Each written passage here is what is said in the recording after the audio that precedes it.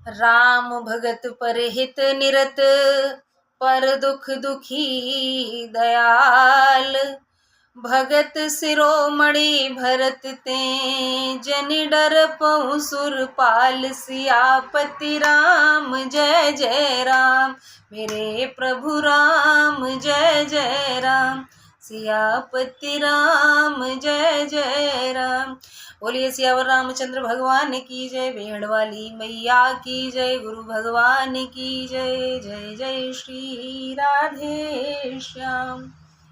राम कथा में सभी दर्शकों का बहुत बहुत स्वागत है। सभी को मेरा राम राम स्वीकार। साथियों, अयोध्या कांड में तुलसी कृत रामायण हम पढ़ रहे हैं, पेज नंबर 471 पर। ये वाकया उस समय का है जब भरत जी भैया राम से मिलने के लिए चित्रकूट पहुंचे हैं। तो बृहस्पति देव को संदेह हुआ है कहीं ऐसा ना हो जाए कि भरत जी राम जी को वापस ले जाने में समर्थ हो जाए, और जो यत्न है श्री नारायण का नर अवतार लेना, मुनियों की सहायता करना, राक्षसों का संहार करना, कहीं ऐसा यत्न निष्फल ना हो जाए, तो भाई भाई के मिलन को रोक दिया जाना चाहिए। बृहस्पति देव ने समझाया है कि भरत जी हैं वो राम जी के भक्त हैं, पराया भला चाहने वाले हैं, पराए दुख से दुखी और दयालु हैं, और भक्तों में शिरोमणि है इंद्र, उनसे भय मत करो। इस बात को हम यहाँ गृहस्थी से जोड़ना चाहेंगे कि हमें कभी भी किसी से ये भय नहीं करना चाहिए कि उसकी वजह से कहीं मेरा कुछ गलत ना हो जाए, कहीं मेरा कुछ अनिष्ट ना हो जाए, वो मुझसे कहीं आगे ना निकल जाए। कई बार ऐसा होता है लोगों में। यहाँ हम सीख ले सकते हैं, कोई किसी का बुरा नहीं चाह सकता, और किसी के आगे निकलने से किसी दूसरे का पीछे रह जाना ऐसा कुछ हो जाए तो बिल्कुल नहीं होता है। इसलिए दूसरों से ईर्ष्या करना छोड़ दीजिए, दूसरों से जलना छोड़ दीजिए। अगर कोई प्रगति की दौड़ में आगे बढ़ रहा है तो कंपटीशन कीजिए, आप ईमानदारी के साथ आगे निकलने की कोशिश कीजिए, लेकिन उसके रास्ते का रोड़ा कभी मत बनिए, वरना आपको हारने से कोई नहीं रोक सकता। आप उसी वक्त हार जाएंगे जब गलत तरीके से दूसरे को हराने की कोशिश करेंगे। तो यहाँ हम राम कथा से ये सीख ले सकते हैं कि हमें किसी से ईर्ष्या नहीं करनी है, जेलसी फील नहीं करनी है। सत्यसंध प्रभु सुरहितकारी, भरत राम आयस अनुसारी। स्वार्थ विवश विकल तुम हो, भरत दोष नहीं राउर मोहू। रामचंद्र जी सत्य प्रतिज्ञ हैं और देवों का हित करने वाले हैं। भरत जी राम जी की आज्ञा के अनुसार काम करने वाले हैं। तुम अपने स्वार्थ के वश व्याकुल हो रहे हो। भरत जी का दोष नहीं है, ये तुम्हारा अज्ञान है। बृहस्पति देव की बात को आप गौर फरमा सकते हैं। जब हम ईर्ष्या करते हैं दूसरों से, उनके विषय में कुछ गलत सोचने लगते हैं, तो वो सामने वाले का दोष नहीं, अपितु हमारा दोष होता है कि हम उनसे जलन कर रहे हैं। यह हमारे दिमाग का कीड़ा है जो हमें दूसरे को सुखी देखने में आनंदित होने के बजाय कष्टमय हो जाता है। तो दूसरों के सुख को देख करके, दूसरे की तरक्की को देख करके जलिए मत, प्रसन्न हो जाइए। इंद्रदेव को डर लगने लगा, बृहस्पति देव ने समझाया, तब जाकर कहीं समझ में आया है। और ये राम कथा, ये जो राम चरित्र है, वो हमें समझाने का प्रयत्न कर रहे हैं। हम गोस्वामी जी के शुक्रगुजार हैं। गोस्वामी तुलसीदास जी ने ये रामायण लिख करके हम कलयुग वासियों पर, हम कलयुगी लोगों पर इतना बड़ा एहसान किया है कि हमें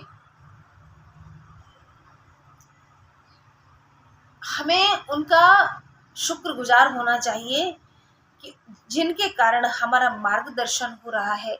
हम सच्चाई के रास्ते पर चल सकते हैं। अगर पथ भ्रमित हो गए हैं तो दूसरी बात, मार्गदर्शन बहुत अच्छे से करती है रामायण।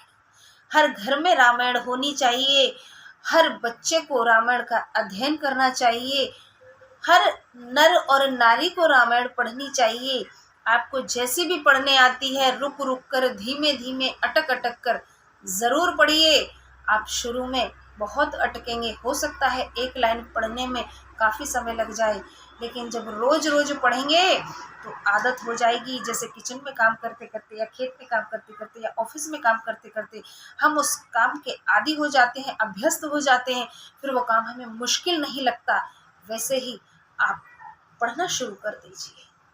जैसे जैसे पढ़ना शुरू करेंगे आपके आदत में आ जाएगा, पुण्य मिलेगा, मार्गदर्शन होगा, बुद्धि पवित्र होगी और चीजें सीखने को मिलेंगी। श्री रामचरित्र एक ऐसा चरित्र है, रामायण ऐसे वर्णन करती है कि चूंकि हम अमूमन सभी गृहस्थ हैं, गृहस्थी से जुड़ी हुई एक एक बात यहाँ हमें रास्ता दिखाती है। और जब भी हमारे जीवन में कुछ उलझन हो तो हम इन वाक्यों से खुद को जोड़ करके देख लें, जीवन बहुत आसान हो जाता है। करके देखिए। अगर किसी 2-4 लोगों का भी मैं मार्गदर्शन मैं नहीं कर रही हूँ, लेकिन हाँ, मेरी वजह से 2-4 लोगों ने भी रामायण पढ़ना शुरू कर दिया या कुछ सीख ले ली, तो मेरे ख्याल से मेरा रामायण पढ़ना और इंटरनेट पर वीडियो अपलोड करना दोनों ही सार्थक हो जाएगा। इसके अलावा मेरा कोई इंटेंशन नहीं है वीडियो अपलोड करने का। यही वजह है कि मैं वीडियो अपलोड करती हूँ, करती रहूँगी, और आगे भी इसे पूर्ण करने के बाद रामचरितमानस को हम कोई नया ग्रंथ पढ़ेंगे तो मेरी रिक्वेस्ट रहेगी आप सभी से कि वो कौन सा ग्रंथ होना चाहिए। आप कमेंट सेक्शन में ज़रूर बताएं कि श्री रामचरितमानस को पढ़ने के बाद हम दूसरा जो ग्रंथ पढ़ें वो कौन सा पढ़ें। मेरी तरफ से ऑप्शन में गीता है, तो हम गीता का पाठ करेंगे इसे पूर्ण करने के बाद। लेकिन आपको क्या लगता है, क्या पढ़ना चाहिए, वो आप ज़रूर बताइएगा। आगे बढ़ते हैं कि सुने सुरबर गुरु बरबानी, कि सुने सुर गुरु बन पानी, भा प्रमोद मन मिटी गलानी, बरस प्रसून हरस सुर राऊ, लगे सराहन भरत सुभाऊ। देवगुरु बृहस्पति की सुंदर वाणी सुनकर इंद्र का मन प्रसन्न हो गया है। चिंता मिट गई, तब इंद्र भी आनंद पूर्वक फूलों की वर्षा करके भरत जी के स्वभाव की बढ़ाई करने लगे हैं। किसी को जानने से पहले उसके विषय में हम कोई भी धारणा बना लें, कोई भी परसेप्शन बना लें, ये गलत बात है। इंद्र ने जैसे कि बना लिया था तो हमें नहीं बनाना है। यहाँ से हम सीख ले सकते हैं और जरूरी भी है, सबको लेनी चाहिए। ए विधि भरत चले मग जाही, दशा देखी मुनि से दिसहाही, जब ही राम गईले ही उसासा, उमगत प्रेम मनो चहु पासा।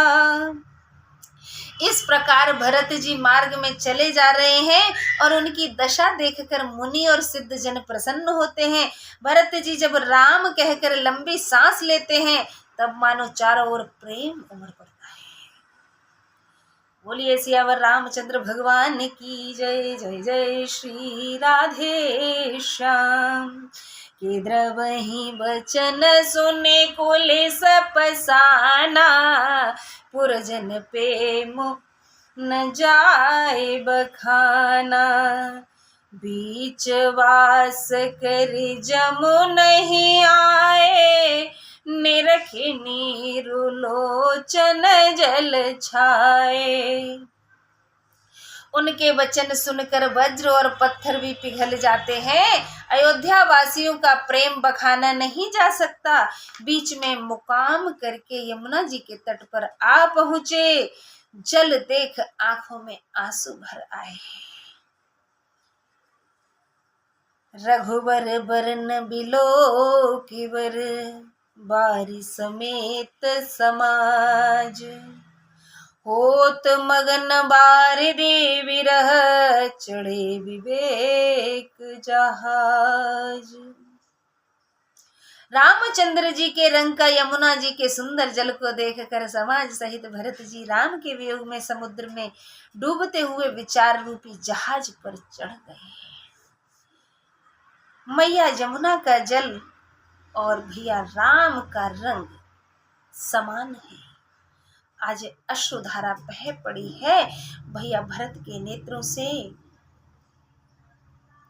जमुन तीर ते दिन करवासु, भयउ समय सम सबई सुपासु।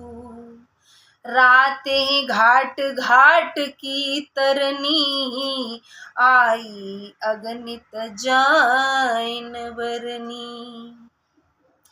उस दिन यमुना नदी के किनारे वास किया। उस समय वहां सबको आराम मिला। रात ही रात में सब घाटों की नावें आ गईं, जिनकी गिनती भी नहीं हो सकती है। अयोध्या वासियों की सेवा में सभी मल्लाहों ने अपनी नावें किनारे पर लाके लगा दी हैं, ताकि उन्हें पार उतारा जा सके। प्रात पार भय एक ही खेवा, तो से राम सखा की सेवा। चले नहाए नदी सिर नाई, साथ निषाद नाथ दो भाई। सवेरे एक ही खेवे में यमुना नदी पार हो गए। राम जी के सखा निषाद राज की सेवा से सब प्रसन्न हुए। फिर यमुना नदी को सिर नवाकर निषाद राज सहित दोनों भाई आगे चले।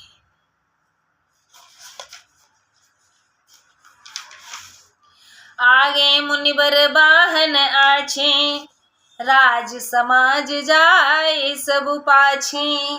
ते पाछे दो बंधु पयादे, भूषण बसन बेस सुठी सादे। सबसे आगे मुनिवर वशिष्ठ जी की सवारी है। उनके पीछे सब राज परिवार जा रहा है। उनके पीछे दोनों भाई सादा वस्त्रालंकार और वेश में पैदल जा रहे हैं। सेवक सुहृद सचिव सुत साथा, सुमिरत लखनु सिय रघुनाथा। जय जय राम बास विश्रामा, तत करहि सप्रेम प्रणामा। सेवक मित्र और मंत्री के पुत्र साथ हैं। राम लक्ष्मण और सीता जी का स्मरण करते हुए जा रहे हैं। जहां जहां राम जी ने ठहरकर आराम किया था, वहां प्रेम के साथ स्मरण करते हैं। मगवासी नर नारी सुनी, धाम काम तज धाई। देखि स्वरूप स्नेह सब, मुदित जन्म फल पाई। सियापति राम जय जय राम, मेरे प्रभु राम जय जय राम। सियावर राम जय जय राम। मार्गवासी स्त्री पुरुष यह सुनकर घर का काम काज छोड़कर दौड़ आते हैं और सब इनके स्वरूप और प्रेम को देखकर अपने जन्म लेने का फल पाकर के प्रसन्न होते हैं कि हमारा जन्म लेना सार्थक हुआ। साथियों, राम कथा जो है वो बड़ी आनंददायिनी है, मन को प्रसन्न करने वाली है, वाणी को पवित्र करने वाली है। इसलिए मेरा सभी से निवेदन रहेगा कि जहां तक मेरी आवाज पहुंचे, भले ही आप कुछ समय के लिए, कुछ दिनों के लिए रामायण पढ़ें, लेकिन पढ़ें जरूर। मेरे ख्याल से हर घर में रामायण होनी चाहिए। तो आप कोशिश कीजिए कि श्री रामायण, श्री रामचरितमानस अपने घर में ज़रूर रखें। और जो भी पढ़े लिखे हैं वो थोड़ा थोड़ा समय निकाल कर ज़रूर पढ़ें। अगर सुबह सुबह नहा करके आप नित्य पूजा पाठ नहीं कर पा रहे हैं, मन नहीं बन पा रहा है, या फिर कार्यों में बिजी रहते हैं, तो कोई बात नहीं है। जैसा रूटीन है बस उसको फॉलो कीजिए। सोने से पहले जब आपको समय मिले, हाथ पैर धो करके जल का छींटा दे करके पूरे शरीर को आप उस वक्त रामायण पढ़ सकते हैं। बस मन को पवित्र बना के रखिएगा। किसी के गलत करने के विषय में मत सोचिएगा। किसी की बुराई के चलते आप मन में कई बार ईर्ष्या रहती है, द्वेष रहता है, तो मन में राम बगल में छुरी, ये नहीं होना चाहिए।